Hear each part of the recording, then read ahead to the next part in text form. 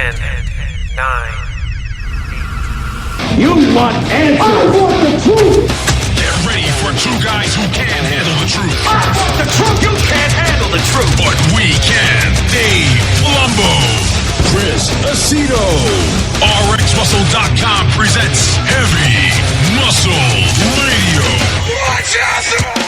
Welcome to another episode of Heavy Muscle Radio. I'm Dave Palumbo, and I'm joined, as always, by the technician, Chris Aceto, on this March 25th, 2019 evening. And Chris, we are almost at the end of March, and spring is officially here. Does that mean that Maine has actually warmed up, or is it still freezing? Well, we still have snow on my front yard. Wow. And even though it's like 50 degrees today, and I mean, it's been mild. Did you have to pay anyone to melt it? I know you had to do that in the past. No, I have to pay people to shovel it and to clean it. You have kids. You have teenagers. They don't shovel. The teenagers will do. They'll shovel the driveway and stuff. Maybe you should get the 5-day-old out there shoveling. Yeah, I have a snowblower. It's rusted to hell. I used it like 5 times, and I said I will never, ever. I made a promise to myself when I was little. I used to shovel my driveway, and I used to shovel like other people's, and I hated every minute of it. I did it too. I loved it because I made money. Yeah, I made money, but I still hated it because it was incredibly hard work. Yeah. And I promised myself I will never own a shovel. So my wife forced me to get a snowblower. So I went out and got a top of the line, and I used it about 5 times, and I said, "That's it." It's just, I bet you kids would probably enjoy using it. Why don't you teach the teenagers how to use it? Because who knows what they do with it? How come when we were kids, you didn't have a choice? You had a shovel. There was no even you couldn't even say no. You couldn't even sleep nowadays. Kids I think you're crazy. Past 7 a.m. Your kids would think you were crazy if you said go shovel the walk. Probably, right? Yeah. They could make tons of money shoveling on my little properties, sure. Walkways and. Whenever they would think you were nuts if I told my son to go. First of all, there's no snow here in Florida, but if there was, and I told my son go shovel the snow, aside from the first time, the novelty of it, he would probably look at me like I'm crazy, and there would be nothing I could do about it. Yeah. Back in the day, you get a beating from your father, you know. Yeah, well, you can't beat kids anymore, even though I do. Your father I threaten to, yeah, and I tell them I'm not afraid of the Department of Health and Human Services. Speaking of snow, how's your pool coming? It's very good. We have all the pavers down now, and the next step, I guess, is the pool cage. And I didn't realize this, but the last thing they put in is they plaster the inside of the pool, because once they do that, they got to put all the water in it. And because evidently, if you don't add the water, I guess the plastic can crack. So we're pretty close. I'd say by the end of the year. No, there's always something that goes wrong. I don't want to jinx myself. I'd say another month. They'll probably be completely done. You'll use it like crazy the first year. Yeah. No, at the beginning you will. Yeah. And then year 3, you won't even. No.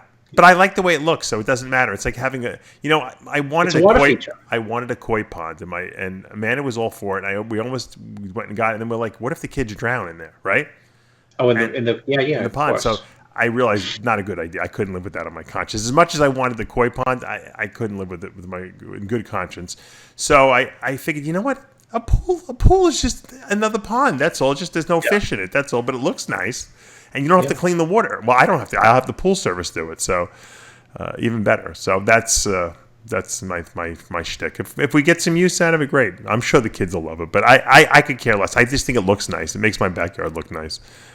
And so I've been chronicling on Instagram. People seem to like it. It's funny. See, people. I've been shooting just stupid stuff around the house because people are like, people want to see the everyday stuff you do. I'm like, it's so boring and there's no creativity in it. And I've been just putting up dumb stuff that I've been doing. You watch it, I know, and people like it. I'm amazed by it, but they do like it. Did you put up the 1 a.m. visit from your father off the? No, I should have.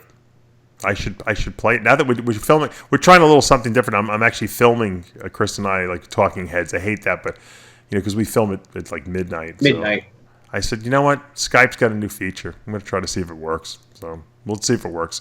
Maybe people will like watching Chris and I's greasy Italian skin and messed up hair. I said, Chris, you better go fix your hair. You look like you just crawled out of bed. No, because I just washed it with like tons of dandruff shampoo. Oh, why, you have a dandruff problem? Oh, I've always had one. Oh. When I had interferon, I should have called Guinness Book of World Record. It was like having dogs in the house. Oh no, you were shedding everywhere. You could peel off. Did you lose your hair from interferon? No, you're supposed to. You're supposed to lose your hair, but it. You'll never it lose went your gray, hair. huh? Oh, you went gray? Yeah, it went gray.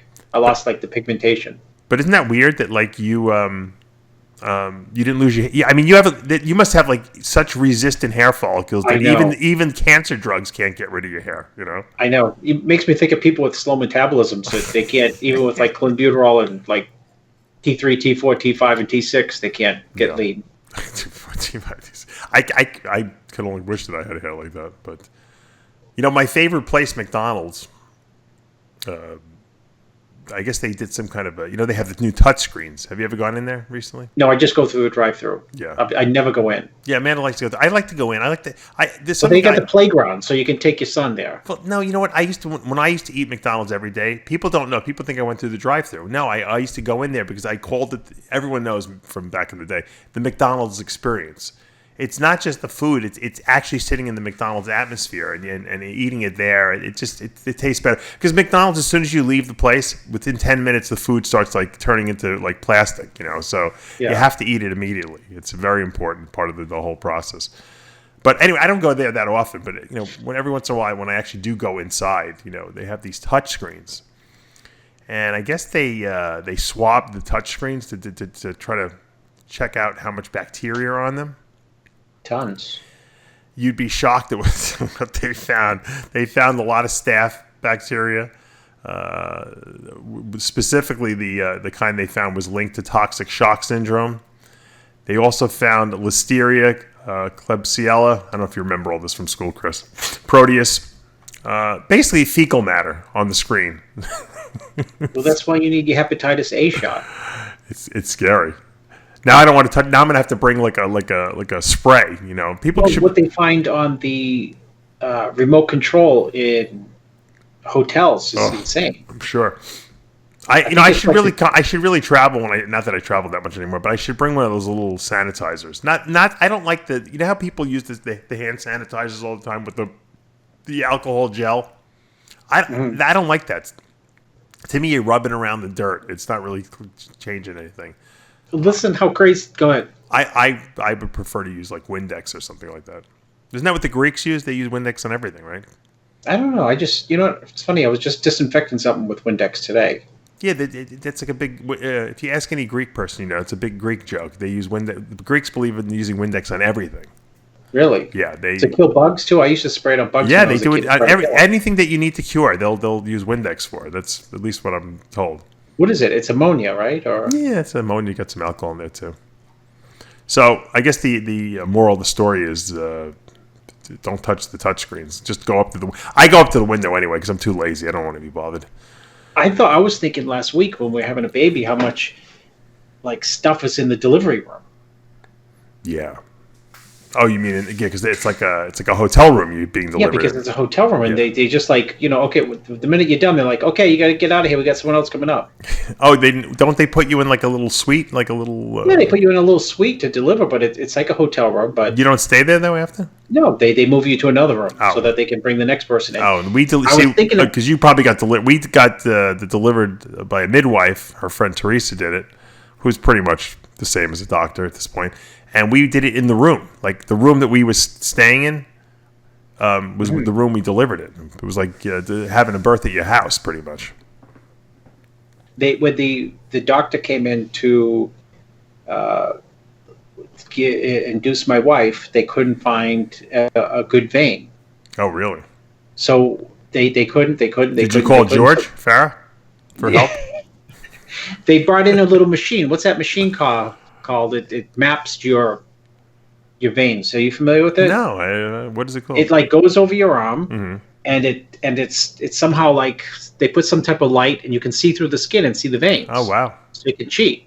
Got you. I didn't know about that. So the lady brings it in. She's like 65, and what do you think is on that machine? Fecal matter. Blood. Oh no way! Really? Oh, did your wife have a nervous breakdown? Amanda would have probably left the hospital. I couldn't believe. She said, "Is that blood?" And the lady said, "No, it's not blood." And I'm like, "No, it's not blood." She said, "It looks like blood to me." I would have been like, "It's ketchup," just because I knew that we would have had to leave the hospital. You're starting off, and in my mind, I was thinking, how sterile. I'm looking around. How sterile is this place? We've been waiting for it for like 8 hours, and somebody just had a baby here. More people get sick in the hospital than they do, anywhere else, evidently. And the stuff in the hospital, the disease, the bacteria in the hospital is way worse than the bacteria you would get at McDonald's on a touchscreen, because they got like staph-resistant bacteria in the hospital. That's serious shit. Yeah, that would make sense. So when you go into McDonald's, what do you like?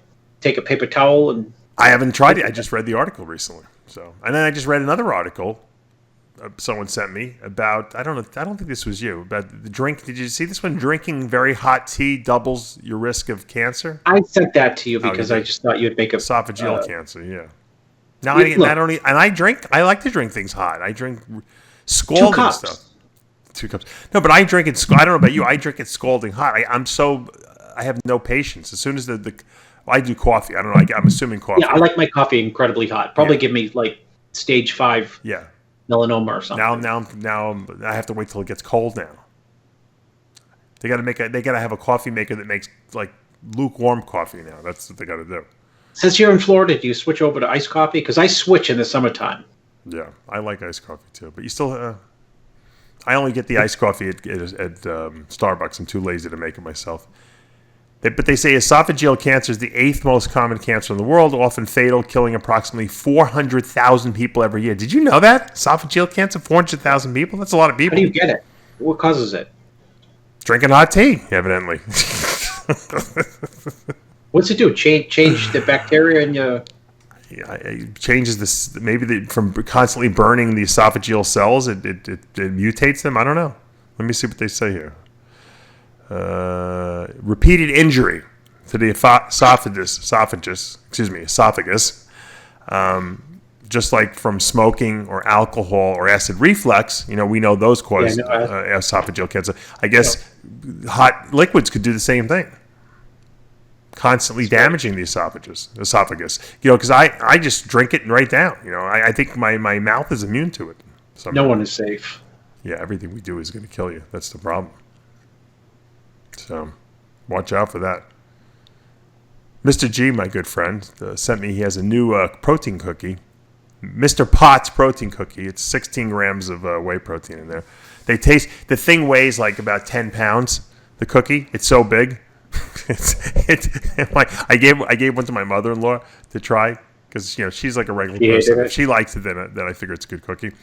And it's got sugar in it. It's not like something you would use while you're dieting, but it's like, I'd give it to my kids and stuff like that. And she's like, "Wow, I had it for dinner." I said, "What do you mean you had it for dinner?" She's like, I said, "With dinner?" She's like, "No, I had it for dinner." She had the cookie for dinner. It was a whole meal. She's like, "It's got protein, carbs, and fat." And I said, I guess you're right. 16 grams of fat is probably more than you're eating anyway now.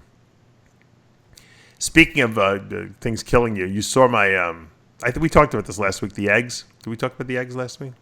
Eating 3 more eggs a day is going to... Oh, yeah. Yeah, I did see that. We talked about it. I did a rant. I did a rant on that. I went crazy. And that's why I sent you the tea thing, because I figured you'd do a rant on that. Yeah. I might. Now that I think about it. You gave me a good idea. It just goes... What it really goes to show you is that everything's going to kill you. It's just a matter of time when. No one's safe. You can't live in fear, though. All right, let me look. I got to look at my notes here for a second because I had notes on something, too. Every time I put my phone next to the microphone, though, it picks up the microphone. I know I wanted to do a rant on. I should mention this, too, but I'll save it for the rant. I know what I wanted to tell you about. I was in IHOP today, and, I was sitting there and I was eating, and I don't want to make fun of like fat people or anything like that because look, it's up to, you can do whatever you want. I don't care. It doesn't affect me at all. But this couple must have just started dating, Chris, and they were sitting opposite me. So we were in a booth, and then right next to us is the other booth, and they had to each the guy had to weigh at least 300 something pounds, not muscular by any means, and the girl had to be at least 270. And they were sitting next to each other in the booth. When you first start dating someone, you want to sit next to them in the restaurant so you can be close to them. Yeah. Like when you go to a romantic Me and my wife restaurant. sit next to each other, but go ahead. Yeah. But you guys are not overweight, These two people were next to each other in a booth that my son and I almost don't fit next to each other, okay? And he's, 3? They're literally bubbling over the booth. Like, one's hanging into the aisle, and the other one is hanging over the divider to where my son is sitting. And my son is staring at them. You ever see when they don't care, little kids? Yeah. They don't. And I'm waiting for my father to come out. I'm waiting for my father's voice to come out of my son saying, fat. Because I taught my son, there's a character on the Mickey Mouse Clubhouse, Pete. And he's got a big belly. And I'm always like, Pete's got a big belly, Logan, because he eats too many hot dogs. And so his favorite, every time he sees Pete, he's like, Pete's fat. He eats too many hot dogs. So I'm just like, don't say it. I'm waiting for him to splurge out. Daddy, they're like Pete. They must eat too many hot dogs, Luckily, my dad must have stifled him from up in heaven because I was only a matter of time. Safe. Yeah, before that. But I'm thinking to myself, it's great and everything like that to be into each other when you first start dating and everything like that, and it's exciting. But you both don't really fit in it's not a big booth. It's not like a big diner booth. It's the IHOP, It's a small booth. Maybe one should sit on one side facing the other one just for the IHOP, experience, So I thought it was pretty funny. And then I'm thinking to myself, I'm making fun of these two. Meanwhile, my kids are destroying the place. There's food everywhere on the floor. They're ripping up napkins. I'm like, I'm thinking they're embarrassing themselves. People must be looking at us like, what's wrong with those two people? They can't control their kids, You got to give them crayons and stuff. Oh yeah, busy. Crayons are everywhere. My daughter's trying to eat the crayons.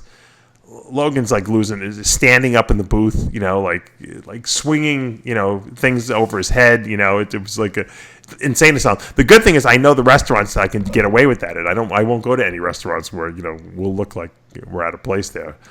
What do you eat when you get there? I like their omelets. Someone ruined it for me. I eat the garden omelet there. It's one of the best tasting omelets I ever had. It seems pretty. It's eggs and it's.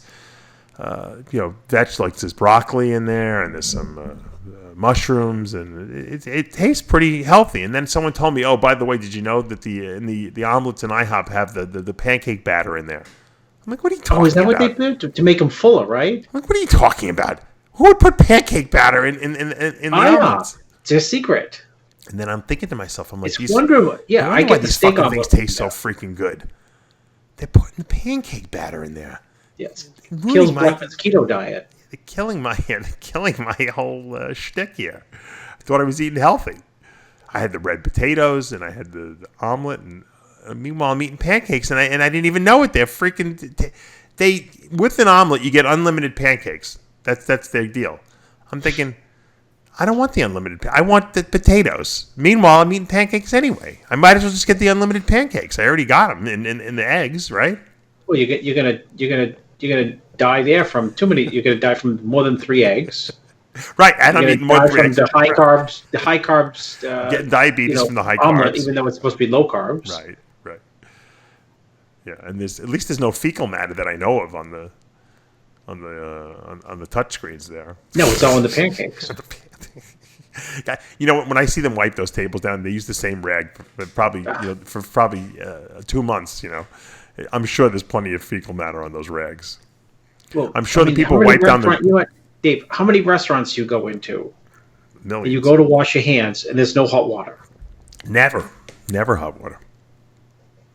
Even in the Thai-end restaurants, they don't have hot water sometimes. But I don't think hot water is necessary to kill. I think the soap is important.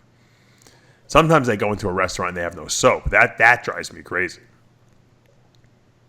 Remember the Seinfeld episode where the guy was going to make his pizza? He went to the Italian restaurant, didn't wash and his hands. Seinfeld went into the bathroom, into the toilet stall, and they couldn't wait to eat at this famous pizzeria.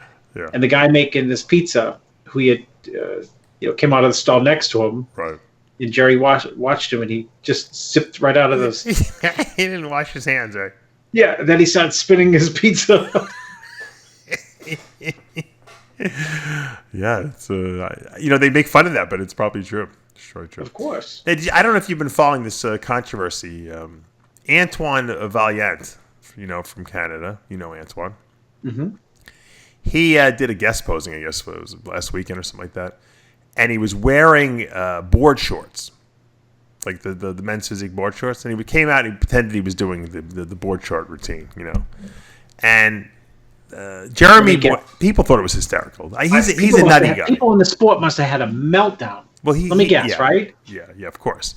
Hey, first of all, Antoine is really funny. I mean, you've seen me interview the guy. He's a kooky, crazy guy, and I love it because he doesn't take himself so seriously, and I think that's what our sport needs. I think you need people like with good sense of humor to keep it light. It's not we really shouldn't take ourselves that seriously. And I guess Jeremy Buendia, go figure that one out, got all his panties in a wad about it, like Antoine was being disrespectful towards men's physique. He was making a joke about it. It would be like a comedian going online making a joke about bodybuilders or female bodybuilders. It's a joke. And actually, Antoine, after he did the guest posing, if you finish watching it, he says, no disrespect. I'm just having fun with this. And I guess Jeremy went crazy with this whole thing and was like just bitching at him out. And Antoine, I think, felt guilty about the whole thing and kind of apologized on his Instagram, and then he went on and he made this thing. He said, "All right, let me see your best board short pictures." He made a whole hashtag and everything on Instagram. Well, I mean, do bodybuilders get insulted when Jeremy does a most muscular on stage? True. Yeah, well, yeah, right. Why is he hitting poses? What's the difference? Yeah, right on stage at the Olympia. Why do people take themselves so seriously in this sport? I mean, it's unbelievable. You know what? Everyone's out there. Everyone's insulted about everything lately. Ramy's out there pretending he was a men's physique guy. Yeah, I'm serious. There's a video out there somewhere. Oh, really? Yeah. It's 3 years old where, he's together with some of his friends and he's 380. Yeah. And he just, he stands and swaggers like he's, in the men's physique division. Yeah. I don't know. People he's just having fun. Right. I think that people have to. It's not like he did it on stage at a show. It's all in good. It's all in good fun. And everything like that. And I think people have to just not take themselves so seriously. And and he did say also in his speech that all these new divisions are great for the sport because it's bringing new business into the sport. So I don't know what people are getting all. And if of anyone doing it, everyone knows he's a clown. He likes to do Cooky. I got him to pose like a classic physique guy in the video I just did of him that's up on RxMuscle.com. I said, "Let me see it. Give me your classic physique routine." And he went through all the classic. You would think the guy had it prepared. He just wung it. He's a good poser though, and it was fun. I just find it crazy that these guys take themselves really, really, really seriously, and it's just not good for the sport. I don't know. Then I don't know if you've been following also. Some guy, Johnny Bravo, who's got a channel, with a couple followers. He did a video on saying that I was not reporting the news. I was doing fake news because I wouldn't cover the Aaron Singerman, PJ Brun arrest, I guess you could say. And the funny thing was, we've already talked about it on the radio show last week, and I talked about it on Ask Dave. And I didn't do a separate video on it because, number one, there's nothing to report. There's a 36-page indictment. I already mentioned that you can go read it. There's nothing to talk about. I'm friends with Aaron and PJ, and I feel bad that they got arrested. If they did something wrong and they got to be punished for it, then they will. It's not. I'm not I'm not God here. It's not like they were on the internet selling trenbolone and testosterone. Like a bunch of morons. They were doing whatever they were doing. They were trying to teeter on the line of, legality. And it's a very gray line in the supplement industry these days. And, if the government thinks they went over it, then they're going to have to prove that they didn't go over it. And that's the whole gist of it. So I don't know what people are getting so crazy about that. I'm not reporting it. And then I got Jason Genova. Jason Genova, who thinks he's the Darth Vader, basically. He did a whole little stupid video on it. And then people were saying, "Did you see what Jason Genova did?" I said, Jason Genova called me. He wants to come on the TV show. No, who's Jason Genova? Jason Genova is the kid from, we're big Lenny trains. He's from, I don't know what's wrong with him. There's something mentally a little bit wrong with him, and I'm not really sure what it is. I'm going to ask him what it is. But, he trains and everything like that, and he's like a social media. He's like, remember when I used to have the Whack Pack back in the day? Yeah, he's like the Del. They call him the Del Rey Misfits. him, the Big Lenny, and a couple other guys from down there in Florida. And I actually told him, he actually texted me. He's like, out of nowhere. And I thought it was a joke, but I figured it couldn't be because he was acting like Jason. And he actually called me on the phone. I said, Jason, if you want to come on the show, drive down to my studio. You only live 2 hours, and we'll put you on the show. Drive down with Big Lenny. I'll put both of you on the show. Because once again, getting back, I have a good sense of humor about myself and about them, and I think that they're entertaining, even though, that's not serious bodybuilding, but it's entertaining bodybuilding. It's part of the social media network that now exists in our profession, in our sport.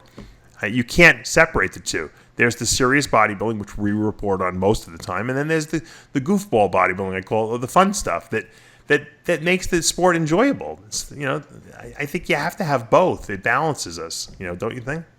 Yeah, I mean, I like to do the serious stuff, but I mean, there's room for the goofy stuff, and if people want to report on, if they think that Dave Palumbo is not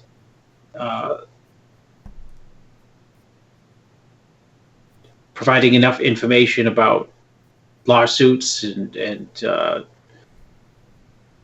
Aaron Singerman and PJ Braun, let them do it.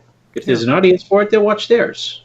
Right. They think that I purposely didn't do it because Aaron's is a sponsor of the website.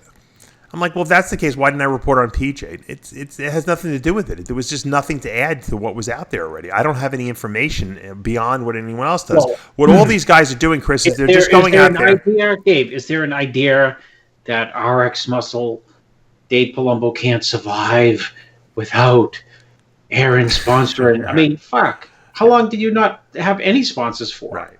No, but the point is that, all these people that are reporting on what happened is they're just taking the indictment in the article that appeared and they're just reading it and saying, this is what happened. I don't need to do that. It's already out there.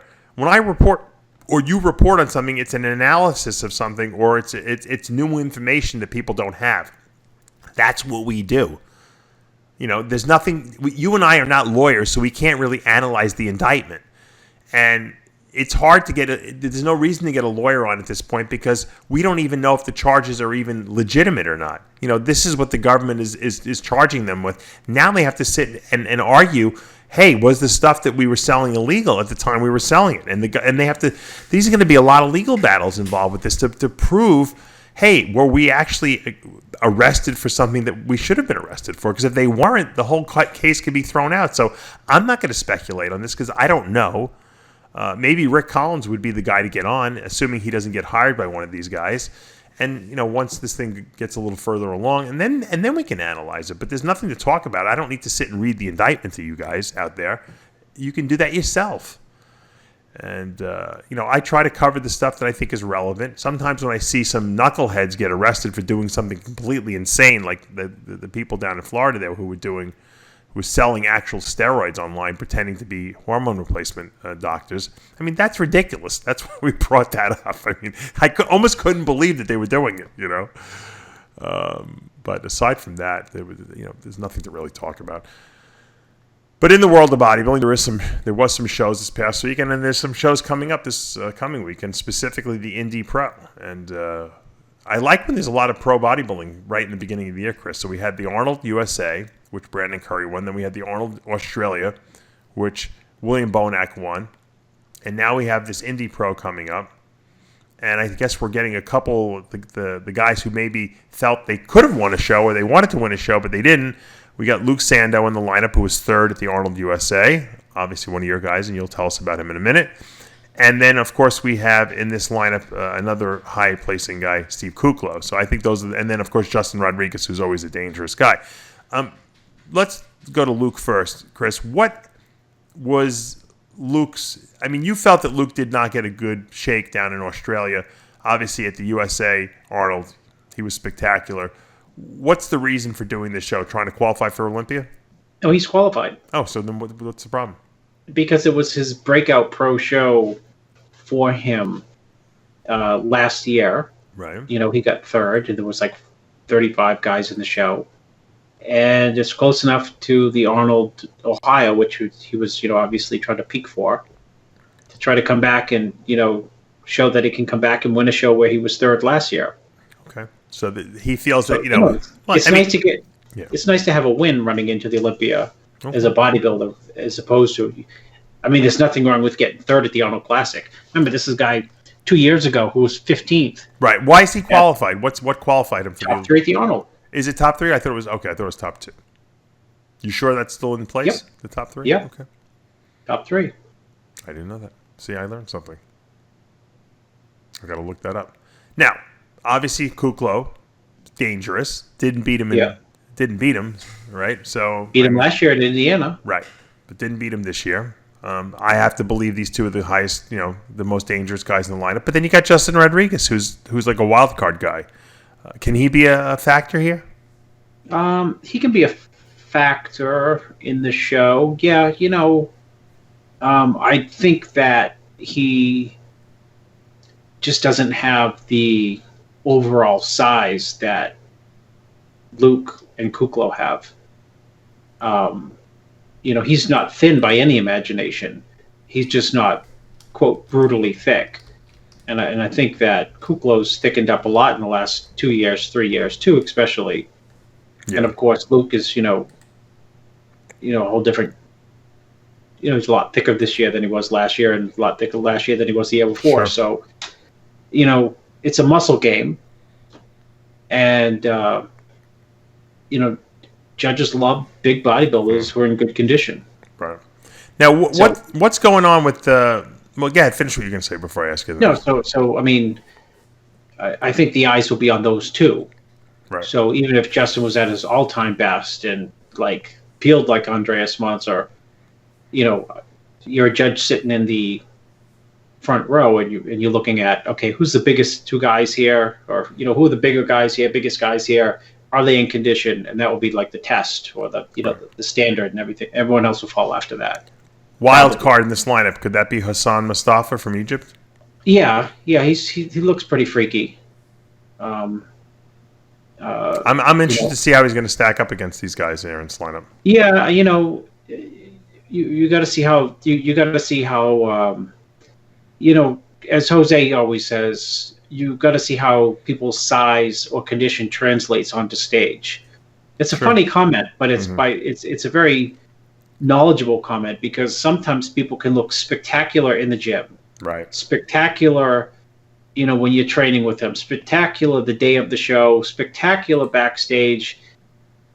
And on stage, next to the other people, they look less spectacular. Right. And so Jose says, you've got to see how that translates onto stage. Right. No, and, the perfect example of that would be, of course, like Roden in a tank top. At like a press conference, people say, this guy's going to get 8th. You know what I mean? Yeah. No, you're right. You're right.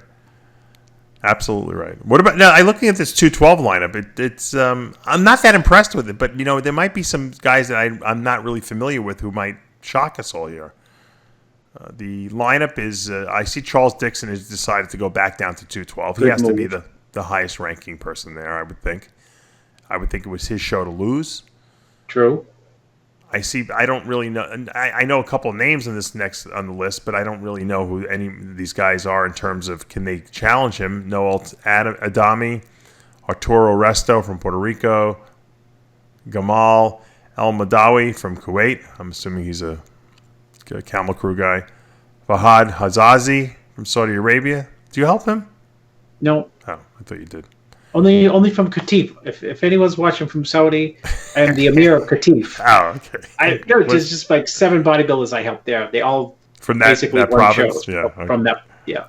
Enrico Hoffman from Germany. We have Kevin Johnson from Kentucky. Thomas Lenahan, who used to work with Jason Lowe, Milton Martinez. Oh, Jason Lowe's in the lineup. Jason Lowe moved up from Classic. I was surprised. The 212 guys aren't going to be insulted. Just like they might be. You better make sure to put the right trunks on, Chris. Yeah.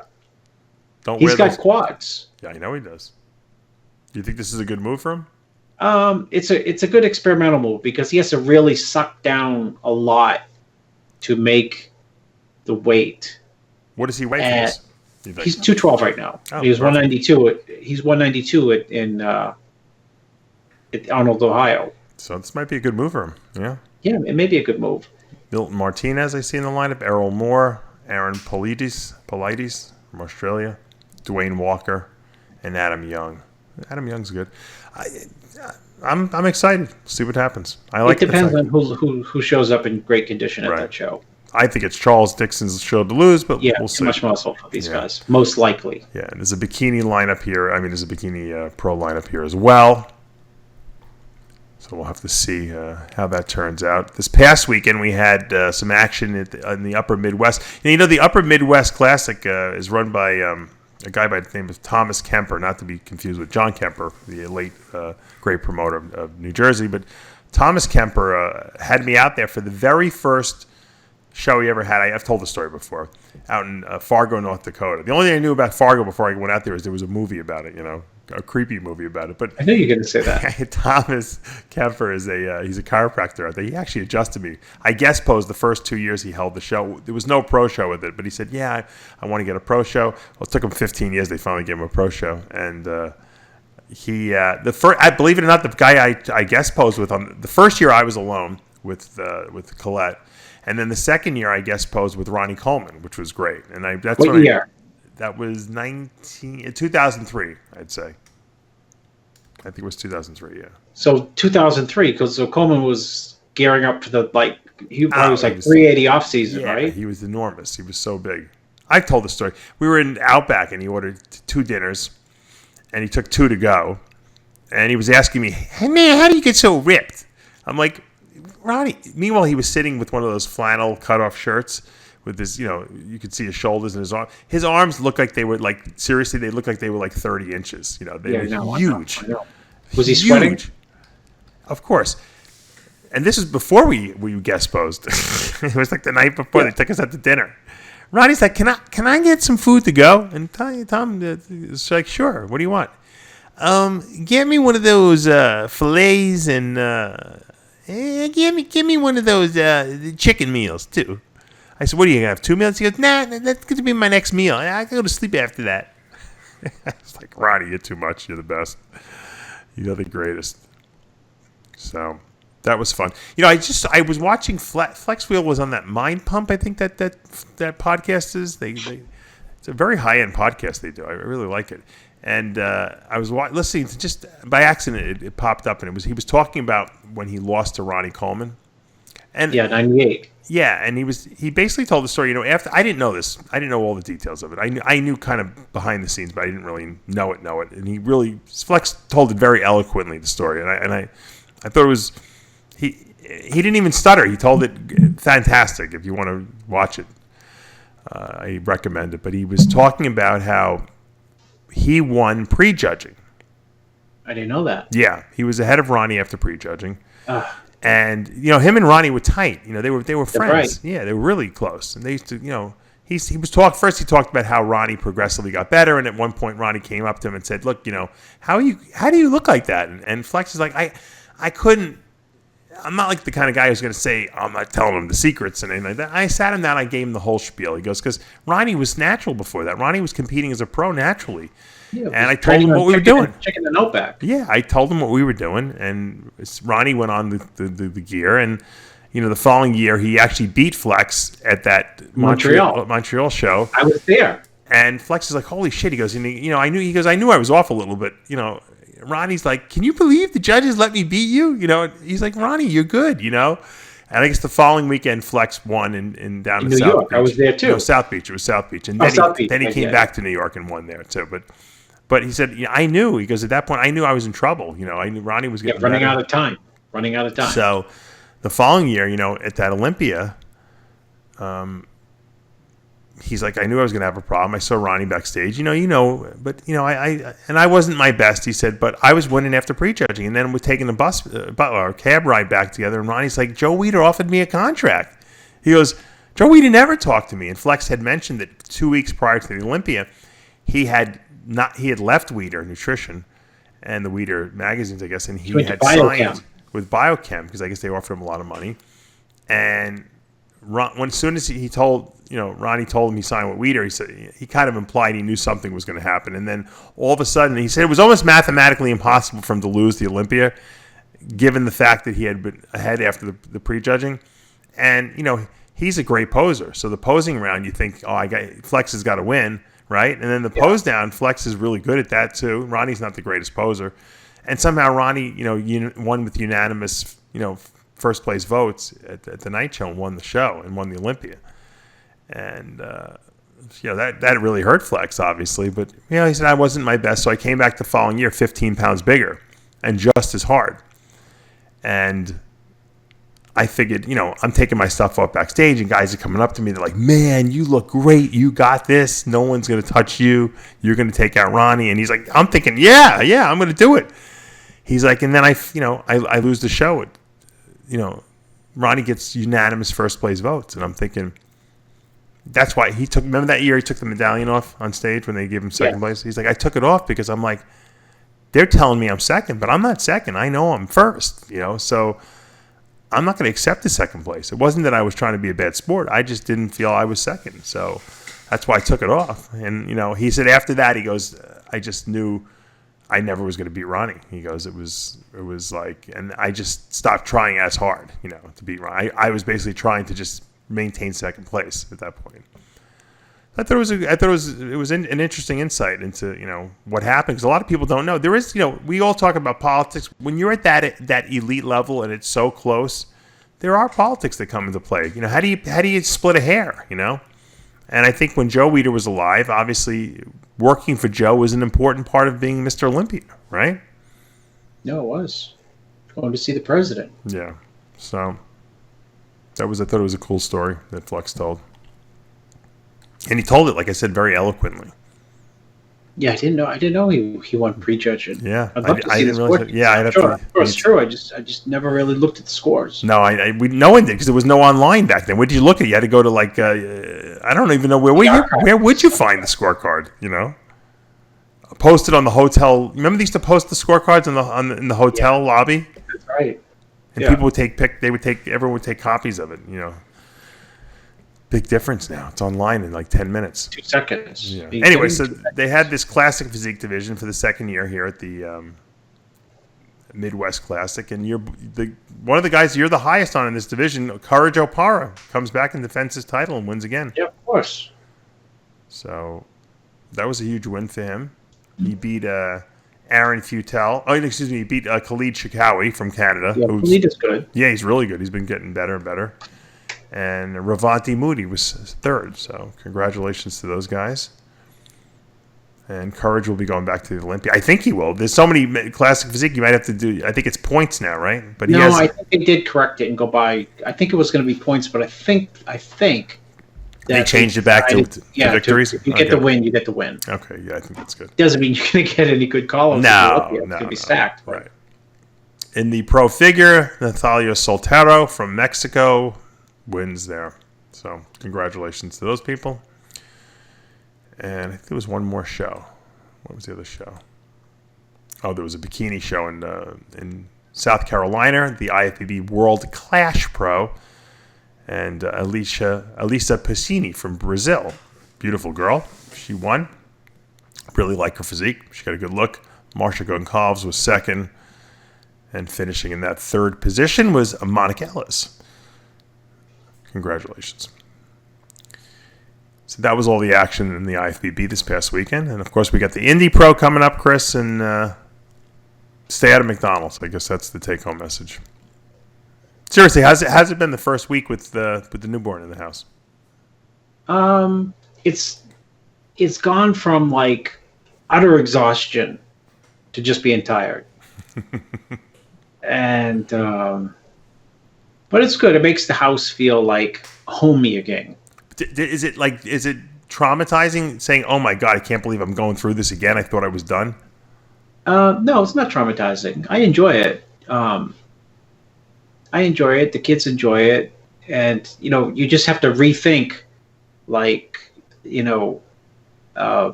all this, quote, free time, which who cares anyway. Right. But I have no free time anyway.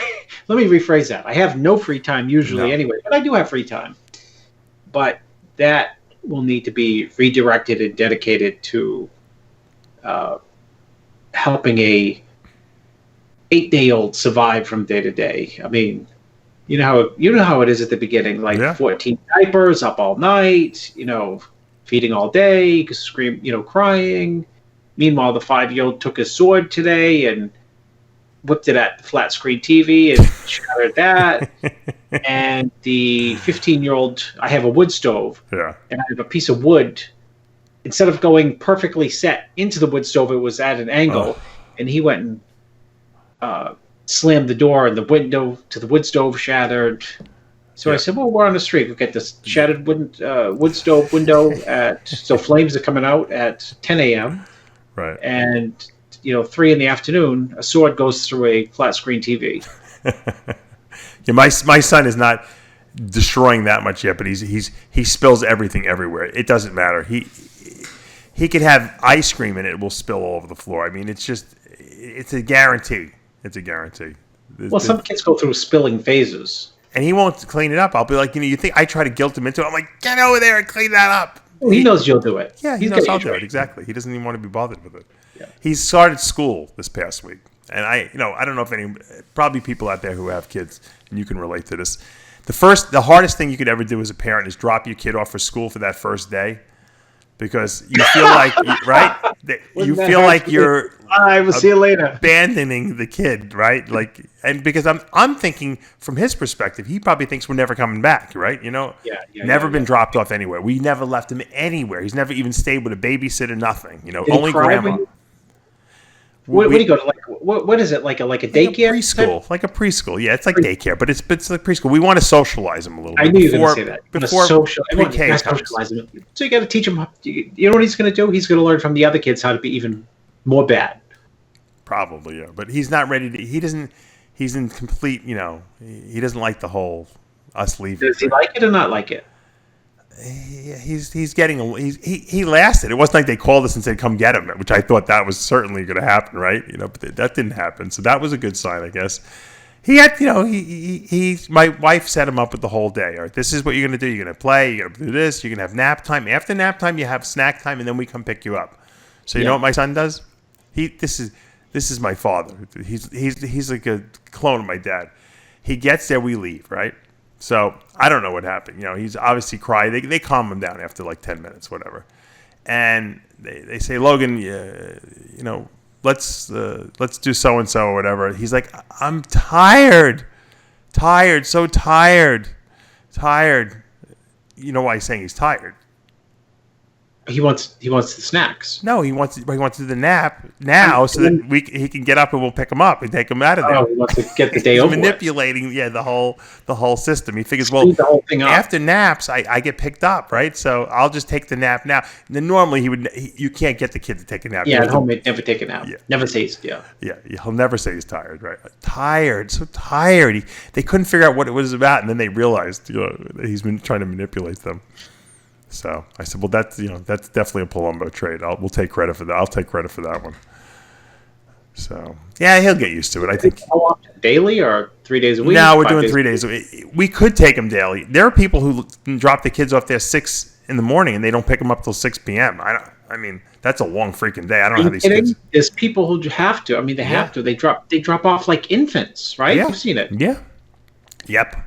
He's in the class of all the 3-year-olds, so and it costs a fortune, I'm sure, as you know. Yeah, I mean it's not as bad as I thought. I'm probably not getting my money's worth because it's the same price if you take them 5 days or if you take them 3 days. So we'll start him off for 3 days because I don't want to traumatize the kid, at least. But all he talks about, no school today, right, no school today. Oh, yeah. Miss Mama, he says. The house is the house much quieter without him? Well, when he goes to school, Aria stays with my mother-in-law now in the house. Oh, so you guys can get tons of stuff done. Yeah, well, we can't because we got to pick him up at 3:30, and we got to drop him. So far, we haven't. I think once we get into a little schedule, it'll be fine until we have the third kid, and then obviously it's back to another child in the office. I mean, luckily, look, we work from home. I can't complain. It could be worse. Some people have to, like you said, drop their kids off at daycare and leave them there all day long. They don't have the option of doing that, but it's it's challenging. But now it's great. But like I said, once we have the new one, it's going to be all bets are off again. Then we'll have to wait till we get my daughter in school. So my mother-in-law can watch the new baby. Yeah, because Just when you think you're done. Just when you think, all right, yeah, we're gonna actually, we're gonna have a schedule. The schedule gets changed. No schedule. Yeah. That's when you have kids, you got to realize that your schedule is like back burner. Yeah, but you know what the funny thing is? You think like it's never going to end. Oh my God, I can't believe we're going through. But you know what? And eventually it gets better because eventually they're all going to be in school at some point. Yeah. And then you got to just after school you got to ship them around like you do, right? Oh yeah, sports and this and that. And oh gosh, it's like I told you I should work for Uber. Can you believe your kids are going to get it? Are you going to let your kids get a license? I'll probably let the 13-year-old, the 15, no, because they just like drive down to like Seaford, New York, weekend. Take my ancient Mercedes. Oh my God, that's funny. Did you see this little story? In what is it? New Hampshire, they had these turkeys crossing the road. They were holding up traffic. No. They have that happen in Maine. They have wild turkeys. I was going to ask you that. That's something that I thought I would hear about in Maine. Oh, my waiter. I used to drop my kids off at their little elementary school before they were preschooled, before they were homeschooled, and they used to be on the road, like a little side residential street. Always in the morning, there'd be like 5 or 6 turkeys crossing the street. Wow, that's crazy. Nuts. It's really crazy. Cook them up and make turkey burgers all about Gruskin.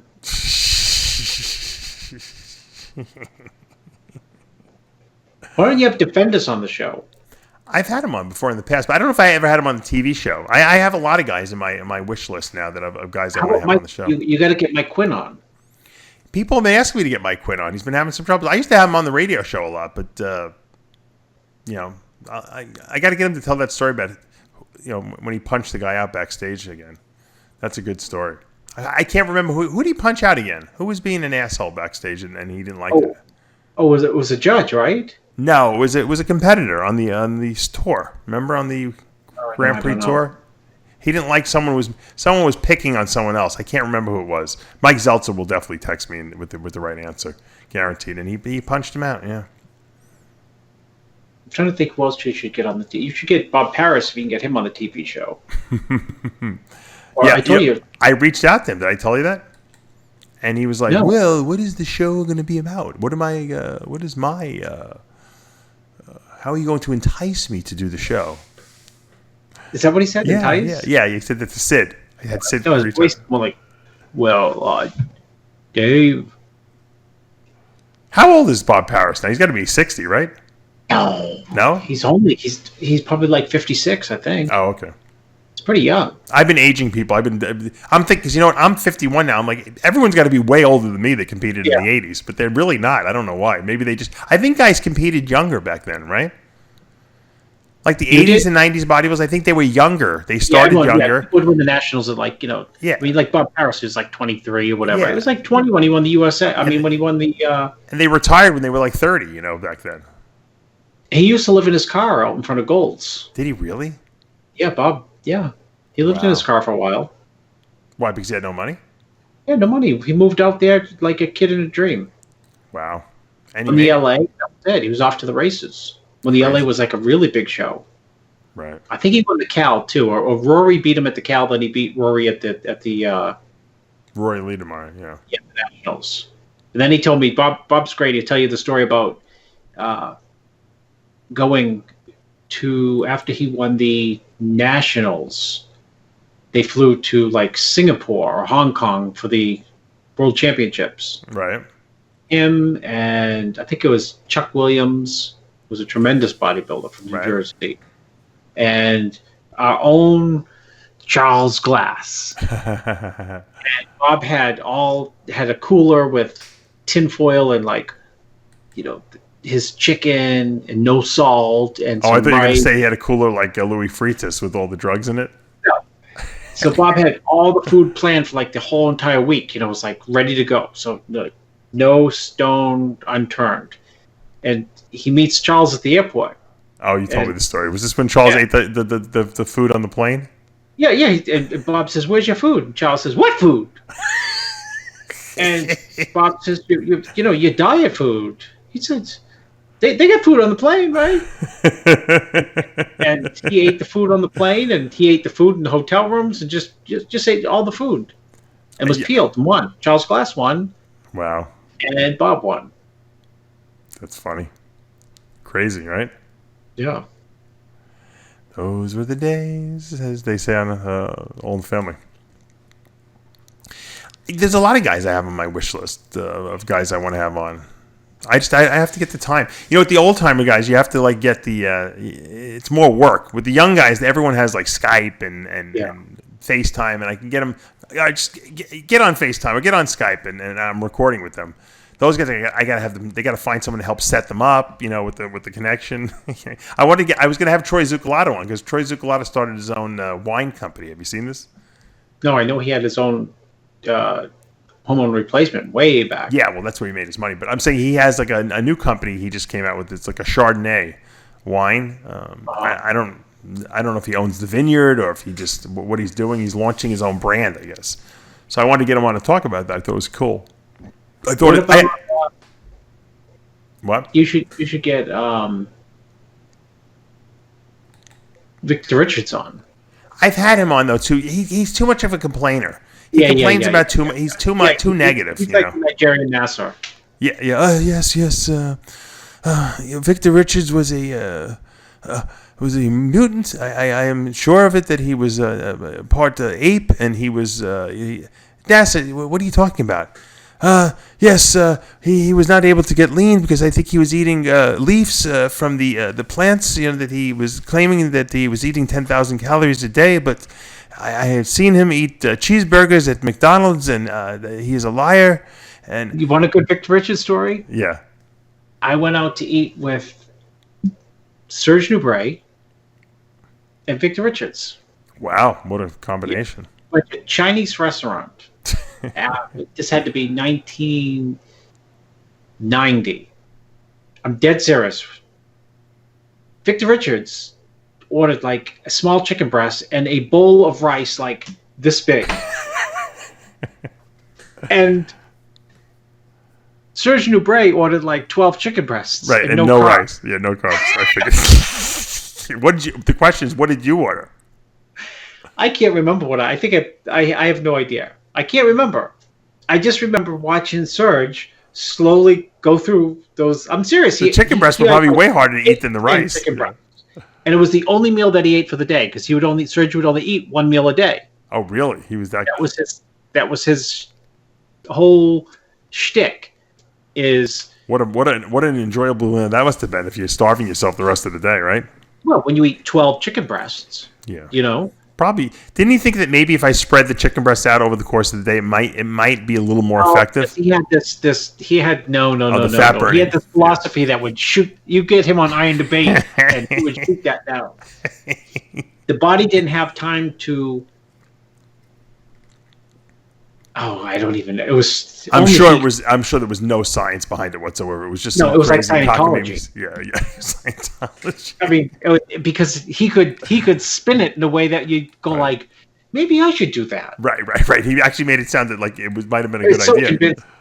So and he called out Victor Richards right there. He says, I'm 63. I'm ripped with abs, 18 abs, and you could never get good condition, Vic.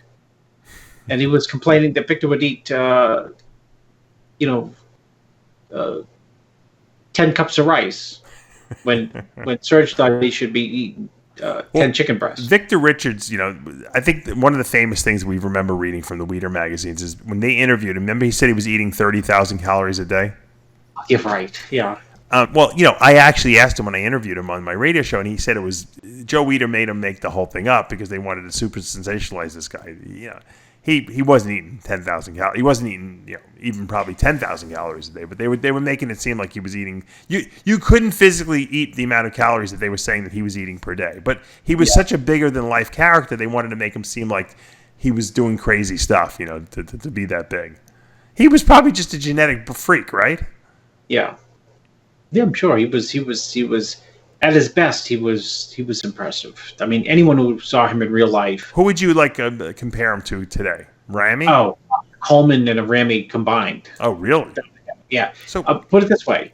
Okay, me and Paul DeMeo were in the New Orleans airport together.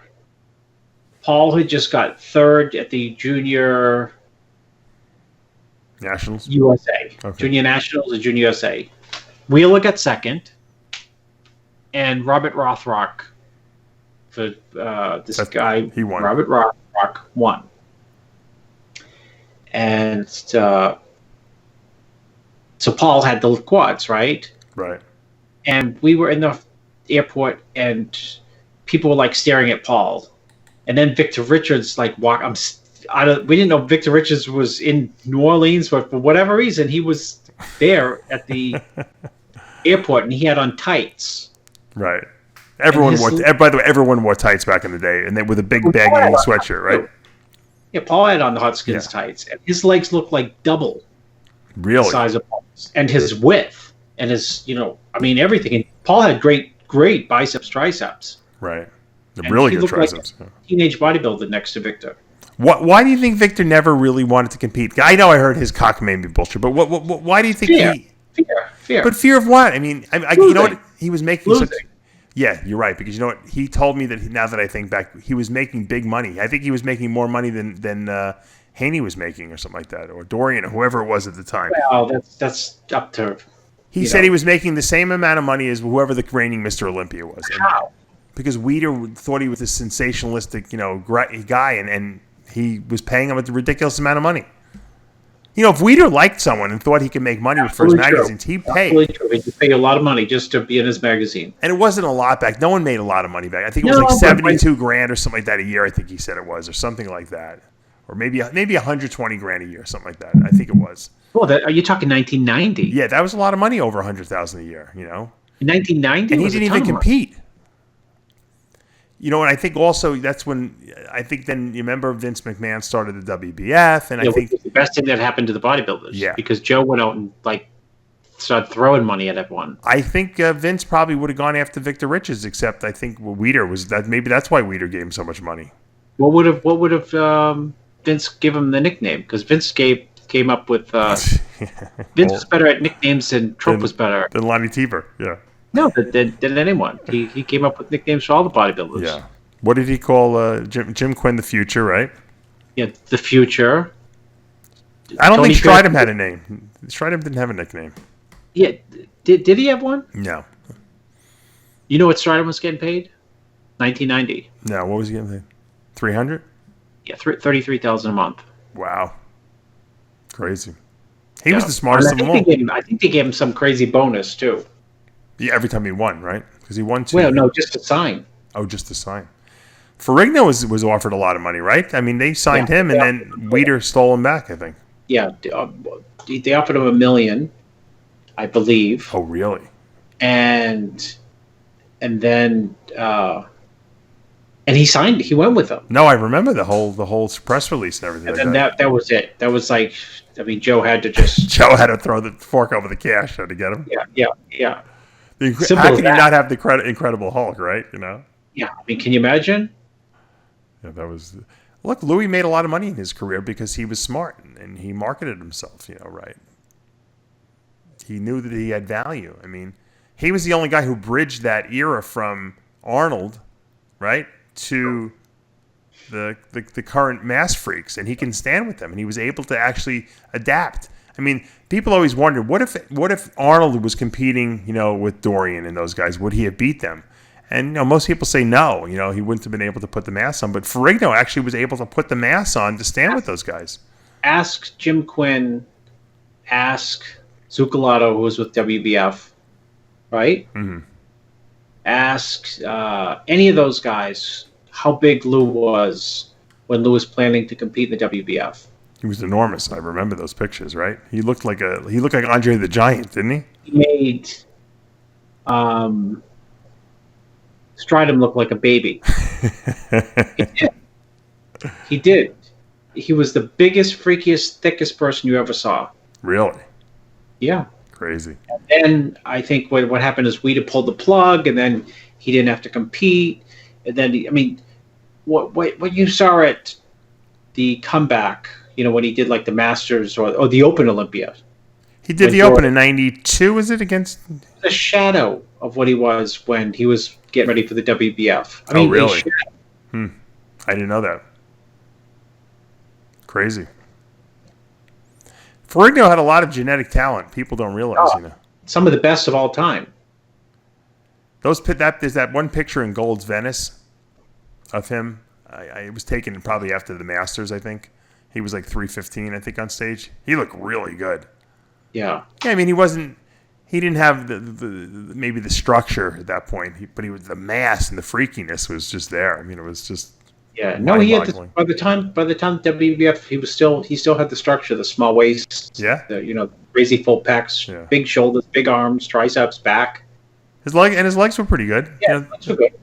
For a guy from the 70s era, he had good legs, Yeah. But none of those guys had legs, Arnold's era. No. So, yeah, it was an exciting time back then, I remember. And that's when we were coming up and we were reading the magazines, and you couldn't get updates until the magazine came out. And I remember I would scour that magazine. If something about Ferrigno was in there, I mean, Ferrigno sold magazines, let's face it. If Weider put him on the cover, everyone, that probably was a top-selling magazine. I mean, I would buy 2 copies of it just to cut out the cover and put it on my wall, It was... Well, think of the circulations then. Yeah, I mean, at one point, I forget. I don't know what in its heyday, what Muscle Fitness's circulation was, but it was big. It was the only place you can get information on bodybuilding. Yeah, you can try to get. I remember, I would buy Flex and Muscle Fitness, obviously, for all the the superstars that they had in there, and then I would buy Muscle Mag, because they had a lot of gossip in there and they had, a lot of good training stuff in their articles. I'd buy MD because it was a lot of TNA. They introduced TNA into the sport. Yeah. But then I would buy MD because they had a lot of science and like nutrition stuff in there, which I liked.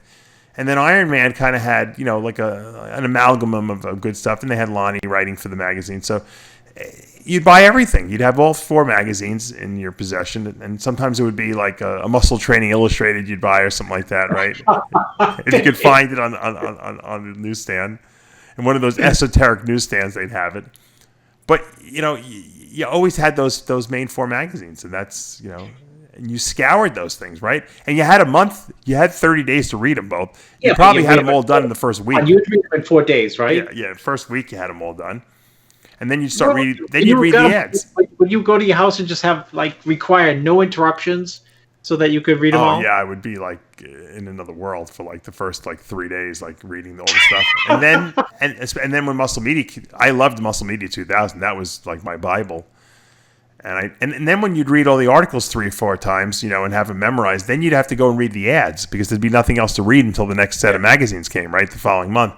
So I was reading all the ads. I memorized all the ads pretty much, because you'd sit on the toilet and read them. Yeah, you could have been a good editor. Oh, that's right, you were an editor. Yeah, it's funny, but any bodybuilder's house you'd go to and you go use their bathroom, they'd have all the magazines in the little right by the toilet. Yeah. I remember I'd go to Doug Wentz's house. He'd have I didn't have all the magazines. I would only read. I had a subscription to 2 of them. He had all of them. Probably Bob used to give it to him. And he used to read them, and I would just grab his. I'd go to Doug's just to use the bathroom to read the magazines. Yeah, he'd be like, "What the hell are you doing in there so long?" I'm like, "I was reading the magazines." Well, what would you do when you discover a UK magazine? Oh, you go crazy because then you see the Bob Grushkin pictures in there, right? All the Nava stuff, and you see people who you didn't know. All I know is I remember we're talking about Bob Grushkin. I remember Bob's pictures.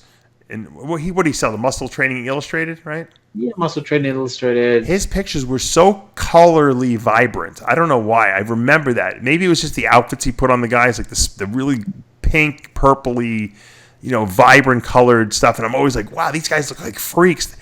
I remember the legs. I think it was Victor Terra. There was an article with him on the floor, doing some hurdle stretch. And his legs were freaking enormous because when you do that hurdle stretch, it kind of splays out your adductors and it makes them look even bigger. I'm like, man, that's what I want my legs to look like. I don't know how I'm gonna do it, but you know what? At one point in my career, they were probably bigger than that, but it was like almost like that. I remember that image in my mind. It was a Grushkin picture, and it was Victor Terra in pink with black striped like Hotskins, like short ones though. Yeah. And his legs were just ridiculous looking, and I was Because like, Bob was like, I watched him like Miles Davis. Do you know Miles Davis? yeah, the jazz musician, sure. Yeah. Oh no, Miles Davis is it Miles Davis? Is he a producer or? Oh, I thought he was a jazz musician. Oh, he's like I just saw the Netflix special, Quincy Jones. Oh, Quincy Jones. Okay. We should do one about Netflix, Bob Gruskin. So he just had the Bob would have the eye for even the photos. The angles and he knew it. He knew how to take a picture. I don't know how he learned. I don't know if he took a course or what, but he was great. Yeah, Miles Davis was a jazz trumpeter. My dad used to like him. Who's the current? Google who discovered? Is that Alicia Keys? Did what? Who's Alicia Keys? Who discovered her? Who discovered her? Yeah, probably Google. Quincy Jones. No, it's not. It's the guy I'm trying to think of. All right, I'm looking it up. Discovers everyone but can't play a note. He can't sing it. Clive Davis? Clive Davis is the Bob Gruskin of music. You're funny. Meaning Clive Davis? Clive. He can't sing. He's never sung. He can't play the piano, the trumpet, the guitar, the drums. And he's great at what he does. And Bob Gruskin doesn't work out, the whole shtick. Yeah. Yeah, he's a genius, Bob. Bodybuilding genius. It's a shame I can't get a freaking interview with the guy. I don't know. Why won't he talk to anyone at this point? Doesn't he want his legacy to be like cemented? I know. We could do a Netflix show. I'm telling you, we could do a Netflix. It'd be like a Netflix. Dave Palumbo, RxMuscle features. Yeah. I just want to go there. I might even fly down there at this point. It might be the only person I fly to with a camera, with Sid and the camera, and film him. Because I think it's that important. Next time I'm in New York, I'm just going to show up at his house. You give me the address. Dave, what are you doing? Come in, I'll make you a turkey burger, but I'm not doing an interview. I'm like, I got Chris on the phone. He wants to talk to you. Bob, come on, just do the interview. No. I got nothing to say. I'm just an old man. I'm an old Jewish man. I still run into people like at the Arnold. They're like, Bob prepped me like 7 years ago. I'm like, really? And they're like, yeah, I won the such and such show. And he still preps people. I don't even know how even people get in touch with him, right? You know what they do? They bother him to death. Oh, is that what they do? They show up. They probably show up at his house. That's what they probably do. Oh, come in. I'll make you a bagel. Cream cheese. Bob, you never met me before. That's all right. I'll meet you. We'll talk. Listen, did John De La Rosa ever tell you the story about meeting Bob Gruskin? I think you told me the story, but it's a good story. Tell it. He says, Bob goes to a show and John is there, John and his father. And they're like, wow, Bob Gruskin, Bob Gruskin, wow. And Bob says to John and John's father, and John's father's, big bodybuilding fan and big bodybuilding student, loves bodybuilding, come over to my house. And Bob says, yeah, you could be one of the best. But he was like 140 pounds. Oh, really? Oh, he had his father must have thought, what's this guy? He must be delusional, right? My son doesn't look that good. He's like, you fill out that frame on the front double, you could dominate the front double. He knew. He was right, too, right? The front side chest would be very powerful. Powerful side chest. How did Bob know? And so John had told me this story, and in my mind, I'm thinking, I'm not paying too close attention. I'm thinking, well, you could see that, and then John showed me the picture, and it's like my 13-year-old. Oh, really? Oh, that bad? He's getting the muscle. He just saw his structure. Front double could be very dominant at the Olympia. You hear that from an old guy like that, you think, well, this guy must have some ulterior motive, to tell me this, right? They thought he was on. They just couldn't believe it. But they were like, well, wait a minute. He told me to go back to medical school, so yeah, he did. he didn't tell me. He didn't tell me I was going to dominate the Olympia stage. That's for sure. He said, "Prove me wrong to you." Yeah. I was the only person who proved him wrong, but he was right. I never got a pro card, so. But he's got a great eye. Some people have really good eyes. I'm one of these people that will just go beyond my genetics because I'm like I'm like Brad Rowe, that kind of thing. Yeah. We don't accept Guy Sistine, we don't accept people's. No, we don't accept the good opinion of others as a reason to stop doing what we like to do. Yeah. Well, we hit that point, I guess, in the show again, and I'm looking forward to this weekend's upcoming IFBB Indy Pro, where we're going to see Luke Sandoe showdown against Steve Kuclo. I wanted to ask you one more thing before we go.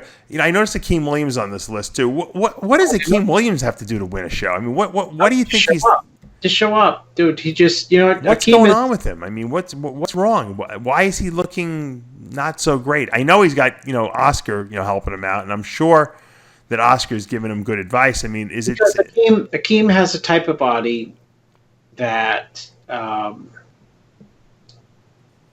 okay. I'm sure, you tell me, I'll do my diagnosis. Akeem has a very water-retentive body. Absolutely. Which is fine. But what people do not understand, and I do, if it's water-retentive by the every 4 hours. In other words, you could see him at noon and say, you're going to be great. And then you could see him at 4 p.m. and said, you're definitely going to be your best. And you can see him at 8 p.m. and scratch your head and saying, stand over here in this light. Yeah, thinking what happened? Right. Watery. I mean, he didn't really eat anything. Sure. I don't know what it is. I've seen it with not lots of people, but I've seen it with people with really difficult water problems. And they're few and far between. And they're usually people with a ton of muscle. Yeah. And the only thing people chalk it up to is it's nerves. I think, who knows what it is, but it's really hard for people to hold a tight look. Yeah, I don't know. Any time. I don't know. And it's remarkably frustrating for the athlete, and whoever's helping them equally is frustrating because you can never get your hopes up because 8 hours later, there's this like small film that's starting to. Flex Wheeler said it best. When I was just watching this interview with him, also water retentive. He said Chad would diet him on 0 carbs for weeks at a time. He said I didn't lose muscle. He said, but if I ate carbs, I couldn't get in shape. He would starve. He would basically starve me of carbs. And he goes, after a while, I got used to it. I didn't care. But that's the only way I was able to get in shape. But he was, but Flex was willing to suffer. I think that's why Flex, if Flex wasn't willing to suffer for a particular show, he would come in a little off. But he had a crazy muscle and shape and structure. And I think, I'm not saying Akeem Williams is Flex Wheeler. He doesn't have that same structure, and he's certainly not as good a poser. But he's got a lot of muscle on his body, and I think when I worked with him, I had to make this guy suffer like I gave him the food of a bikini competitor. That's how little food he ate. And he didn't lose muscle. He even grew sometimes. Well, Rogan weighs very little. Yeah. Very little. I think that he has to just come to grips with the fact that he has to suffer like a freaking dog if he wants to be in the best shape of his life. And if he's not willing to do that, he's in the wrong sport because his body the flip side to that is, I think, so you and I are on the same page, but, what happens is people around you do this. They'll say, you gotta come in fuller so that skin is tighter. They'll throw confusion.